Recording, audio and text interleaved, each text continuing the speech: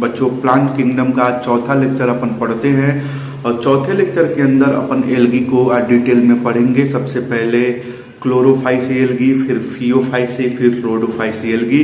तो आइए बेटा सबसे पहले अपन क्लोरोफाइसी स्टार्ट करते हैं। क्लोरोफाइसी क्या होता है, ठीक है। क्लोरोफाइसी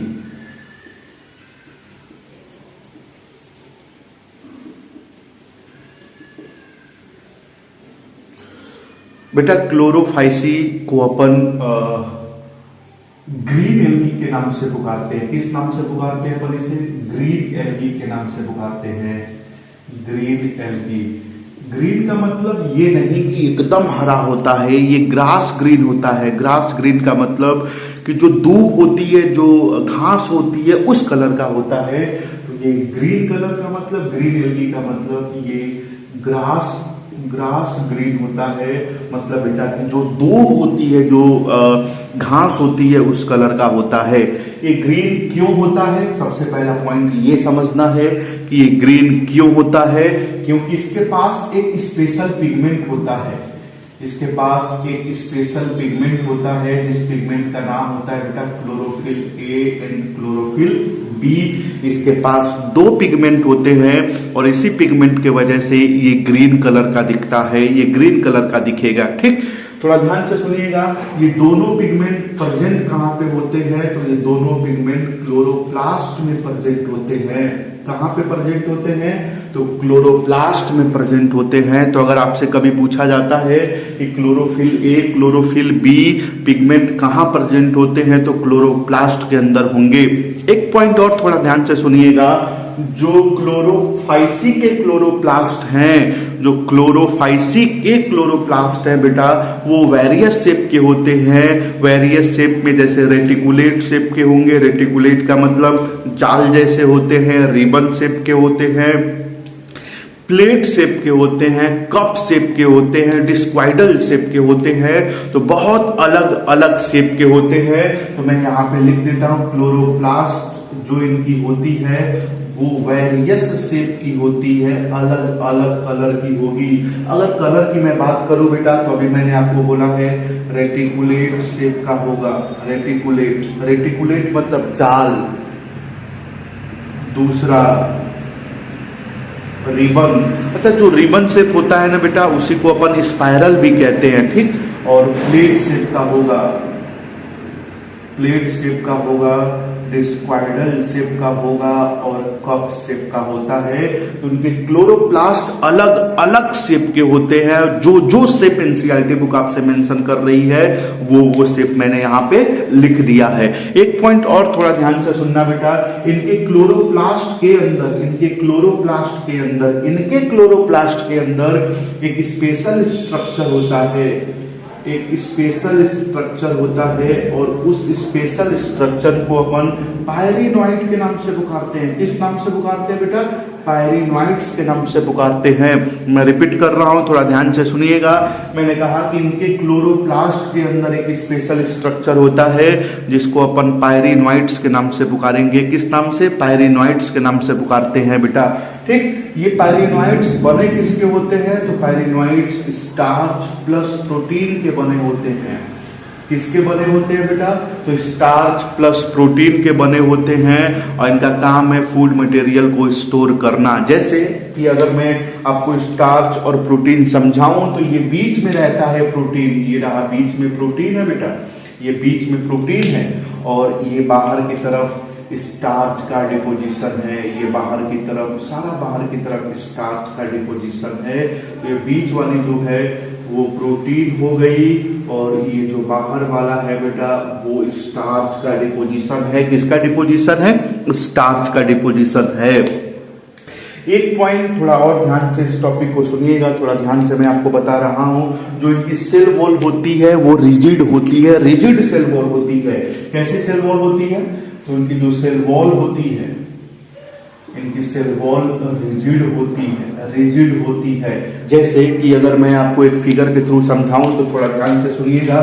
मान के चलिए कि बेटा मैंने ये कहा, ये क्लोरोफाइसी है और ये रहा इसका न्यूक्लियस, ठीक है। ये रहा क्लोरोफाइसी और ये रहा इसका न्यूक्लियस। और ये बाहर की तरफ सेल वॉल है, आपको दिख रहा है ना, ये रही बाहर की तरफ सेल वॉल, ये रही बाहर की तरफ सेल वॉल। इनकी सेल वॉल में 2 लेयर होती है। जो लेयर मोटी वाली है उसको अपन पैक्टीन कहते हैं, देखिए मैंने जिसको रंग दिया है इसको पैक्टीन कहते हैं, लेकिन जो इनर वाली लेयर है वो सेलुलोज की बनी होती है। तो ये जो बाहर वाली लेयर है, सेल वॉल की जो आउटर लेयर है, इसी को अपन पैक्टीन कहते हैं। और जो इनर वाली लेयर है वो सेलुलोज की होती है। किसकी होती है? सेलुलोज की होती है। तो जो बात अभी एनसीईआरटी बुक आपसे मेंशन कर रही थी वो मैंने आपको यहाँ पे बताया है। एक पॉइंट और थोड़ा ध्यान से सुनिएगा, मैं यहीं पे लिख देता हूँ कि इनकी जो बॉडी होती है बेटा, जो इनकी बॉडी होती है, जो इनकी बॉडी होती है वो, अगर मैं इनके बॉडी की बात करूं तो इनकी बॉडी जो होती है वो यूनिसेलुलर भी होती है और कैसी होती है? मल्टी सेलुलर भी होती है, मल्टी सेलुलर भी होती है, मल्टी सेलुलर। अच्छा, मैं इस पॉइंट को इरेज कर देता हूं, आप इसको लिख लीजिएगा जो मैंने फिगर आपको यहाँ पे बनाया था। जैसे कि मैं नीचे बना देता हूं वही फिगर, ये रहा बीच में प्रोटीन है, ये बीच में प्रोटीन है और ये बाहर की तरफ, पूरा बाहर की तरफ ये रहा स्टार्च। ये पी का मतलब प्रोटीन, एस का मतलब स्टार्च है, ठीक। इनकी बॉडी यूनिसेलुलर भी होती है और मल्टी सेलुलर भी होती है। मल्टी सेलुलर में भी ये 2 तरीके से रहना पसंद करती हैं। कुछ फिलामेंट में रहना पसंद करती है बेटा, तो कुछ कॉलोनी बना के रहना पसंद करती हैं। कुछ फिलामेंट में रहना पसंद करेंगी तो कुछ कॉलोनी बना के रहना पसंद करती हैं। जैसे कि अगर यूनिसेलुलर का एग्जांपल मैं दूं तो आपने क्लोरेला का नाम सुना होगा, ये यूनिसेलुलर होता है। आपने क्लेमाइडोमोनास का नाम सुना होगा, ये यूनिसेलुलर होता है, क्लेमाइडोमोनास। क्लियर है? चलिए, एक पॉइंट एनसीईआरटी बुक में नहीं है, मैं आपको बता देता हूं। क्लोरेला के पास कोई फ्लेजिला नहीं होता है, लेकिन क्लेमाइडोमोनास के पास फ्लेजिला होता है। ये रहे 2 फ्लेजिला, इनके पास फ्लेजिला होगा बेटा, फ्लेजिला होता है।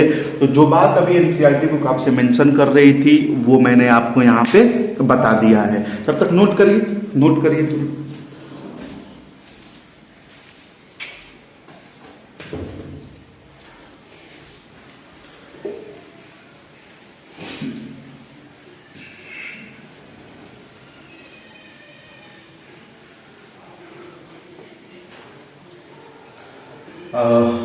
बेटा अब इनकी थोड़ी सी वो बात कर लेते हैं कि इनके अंदर रिप्रोडक्शन कैसे होता है। तो इनके अंदर जो रिप्रोडक्शन होता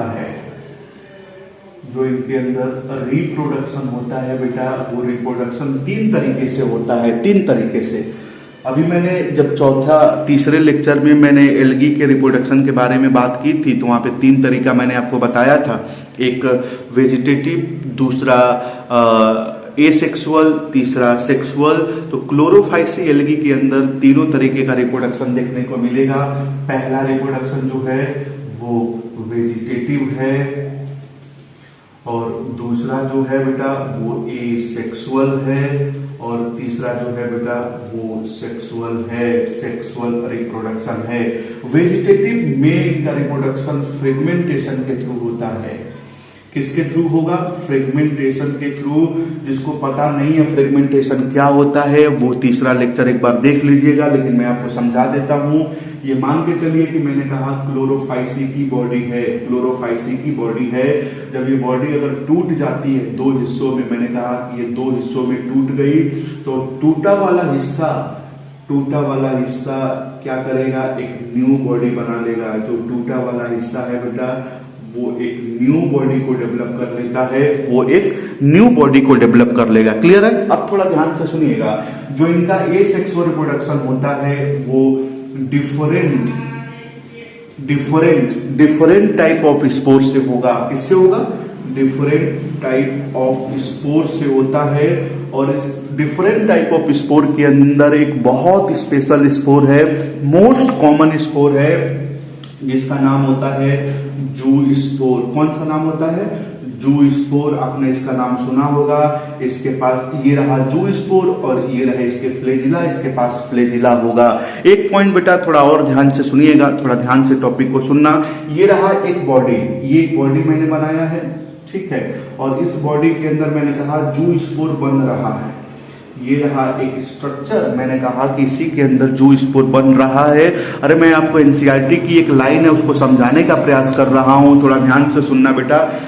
जिस बॉडी के अंदर, जिस स्ट्रक्चर के अंदर जू स्पोर बनता है, जिस स्ट्रक्चर के अंदर जू स्पोर बनता है, जिस स्ट्रक्चर के अंदर जू स्पोर बनता है बेटा, उस बॉडी को, उस स्ट्रक्चर को अपन स्पोरेंजियो, स्पोरेंजियो स्पोर के नाम से पुकारते हैं। किस नाम से? स्पोरेंजियो स्पोर के नाम से पुकारते हैं। ये कुछ बात एनसीईआरटी बुक आपसे मेंशन कर रही थी, और जो मेंशन कर रही थी वो मैंने आपको यहाँ पे बता दिया। ठीक, चलिए कैसे होता है मैं आपको बता देता हूं। जब ये स्पोरेंजियो स्पोर वाली बॉडी फटती है तो ये जू स्पोर यहाँ से बाहर निकलते हैं, ये जू स्पोर यहाँ से बाहर निकलेंगे, और बाहर निकलने के बाद ये कहाँ आते हैं? कहीं नहीं आते, ये पानी में आते हैं। ये रहे, ये पानी में आ गए, ठीक है, ये रहे पानी में, ये रहे जू स्पोर पानी में आ गया, और जब पानी में ही आता है तो पानी में तैरना चालू कर देता है, फ्लेजिला के थ्रू मूव करना चालू करेगा, और जब ये फ्लेजिला के थ्रू मूव करना चालू करता है तो कहीं जाके रुकता है, और रुक के अपना फ्लेजिला गिरा देता है, और फ्लेजिला गिराने के बाद न्यू एल्गल बॉडी को जन्म दे देता है। न्यू एल्गल बॉडी जन्म ले लेती है। मैंने आपको एल्गी के बेसिक पॉइंट में भी बताया था। ठीक, और इनका जो सेक्सुअल रिप्रोडक्शन होता है बेटा, वो फ्यूजन ऑफ गैमीट से होता है, फ्यूजन ऑफ गैमीट से होता है। और ये गैमीट का जो फ्यूजन है ना बेटा, ये 3 तरीके का सेक्सुअल रिप्रोडक्शन दिखाते हैं। ये आइसोगैमस वाला भी होते हैं, आइसोगैमस भी होते हैं, ये एनआइसोगैमस भी होते हैं बेटा, और ये ऊगैमस भी होते हैं। कौन से गैमस? ऊगैमस भी होते हैं। तो मतलब ये सेक्सुअल रिप्रोडक्शन एनाइसोगैमस, ऊगैमस और आइसोगैमस के थ्रू दिखाते हैं। और ये sexual reproduction different type of spore, most common spore जू स्पोर है, और वेजिटेटिव रिप्रोडक्शन फ्रेगमेंटेशन के थ्रू दिखाते हैं। जब आप एनसीईआरटी बुक पढ़िएगा तो उसमें देखिएगा कि क्लोरोफाइसी के अंदर एनसीईआरटी एक बहुत बड़ा ब्लंडर मिस्टेक करती है। उसने लिखी है कि vegetative reproduction different type of spore से होता है। ऐसे कैसे हो सकता है यार? नहीं, डिफरेंट टाइप ऑफ स्पोर से वेजिटेटिव रिप्रोडक्शन नहीं बेटा। कौन सा रिप्रोडक्शन होता है? एसेक्सुअल रिप्रोडक्शन होगा। तो जो बात एनसीईआरटी बुक आपसे क्लोरोफाइसी के बारे में कह रही थी वो मैंने आपको यहाँ पे बता दिया है। अब इसके कुछ एग्जाम्पल है बच्चों, जो एग्जाम्पल है इसका क्लोरोफाइसी का कुछ एग्जाम्पल है, एग्जाम्पल पढ़ लेते हैं। जैसे कि एग्जाम्पल में अगर मैं बात करूं बेटा, तो इसमें एग्जाम्पल जो होगा, पहला कारा है, ठीक है, दूसरा क्लेमाइडोमोनास है, क्लेमाइडोमोनास है, और तीसरे एग्जाम्पल की अगर मैं बात करूं आपसे बेटा, तो तीसरा एग्जाम्पल इसमें आएगा वोल्वोक्स हो गया, यूलोथ्रिक्स हो गया, स्पाइरोगाइरा हो गया। ये सारे एग्जाम्पल हैं जो आपसे एनसीईआरटी बुक लिख रही है, वो एग्जाम्पल मैंने आपको यहाँ पे मेंशन कर दिया है। एक पॉइंट और जो क्लोरोफाइसी के अंदर बचा है उसको एक बार समझ लेते हैं। थोड़ा ध्यान से देखिएगा एकदम बेटा, थोड़ा सा पॉइंट को ध्यान से एकदम देखिएगा। अच्छा, सॉरी एक मिस्टेक यहाँ पे हुआ है कि मैंने ये पॉइंट लिखा है यहाँ पे बेटा कि जिसके अंदर जू स्पोर बनता है उसको स्पोरेंजियो स्पोर कहते हैं। ना ना ना, ऐसा नहीं होता है। अरे जिसके अंदर जू स्पोर बनता है उसको अपन जू स्पोरेंजियम कहते हैं। किस नाम से पुकारते हैं उसे अपन?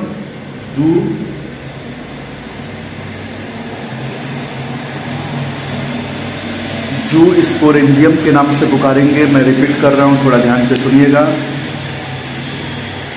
पॉइंट को थोड़ा ध्यान से सुनिएगा बेटा। जिसके अंदर जू स्पोर बनता है उसको जू स्पोरेंजियम कहते हैं। तो ये पॉइंट स्लिप मिस्टेक है, स्लिप ऑफ टंग है, उससे निकल गया होगा, तो आप सही कर लीजिएगा, ठीक है। चलिए एक पॉइंट और, छोटा सा और पॉइंट बचा है, और उसको भी अपन समझ लेते हैं कि क्या बात आपकी एनसीईआरटी बुक आपसे कहने का प्रयास कर रही है। फूड स्टोरेज की अगर बात करें तो जो ग्रीन एल्गी होती है, ग्रीन एल्गी के अंदर फूड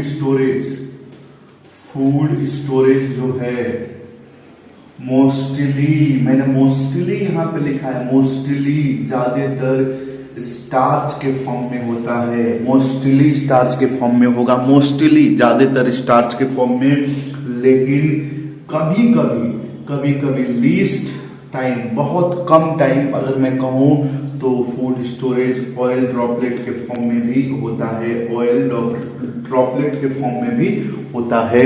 तो 2 पॉइंट की मैंने आपको बताया। सबसे पहला पॉइंट किसके एग्जांपल में कारा हो गया, क्लेमाइडोमोनास, क्लोरेला, यूलोथ्रिक्स, वोल्वोक्स हो गया, ये सारे इसके एग्जांपल है। और मैंने कहा है जिसके अंदर जू स्पोर बनता है उसको जू स्पोरेंजियम कहते हैं। और food storage mostly food storage starch के फॉर्म में होता है, लेकिन कभी कभी ऑयल ड्रॉपलेट के फॉर्म में भी होगा, ऑयल ड्रॉपलेट के फॉर्म में भी होता है। तो इतनी ही बात एनसीईआरटी बुक आपसे क्लोरोफाइसी के बारे में बेटा कह रही थी, जितनी कह रही थी मैंने आपको यहाँ पे पढ़ा दिया। तो फिर नेक्स्ट वीडियो में अपन मिलते हैं फियोफाइसी और रोडोफाइसी के साथ। तो thank you so much, bye bye.